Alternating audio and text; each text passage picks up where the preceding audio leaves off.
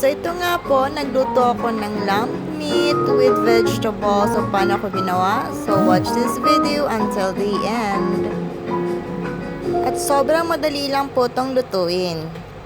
Let's start it. So yan po, na-marinate ko na siya sa mga ingredients. Habang hinahanda ko yung mga gulay na ilalagay ko dyan. So ayan, nagdagdag na ako ng onion at saka garlic. Nakadepende na po sa inyo kung gaano kadaming onion at saka garlic ilalagay nyo. The more merrier. Then sunod ko na pong ilagay yung eggplant, potato at carrots,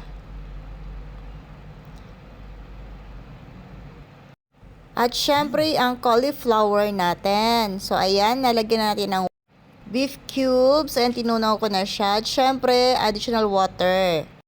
So yan na po yung well done natin. So napakadali lang pong gawin. Thank you for watching. Follow for more.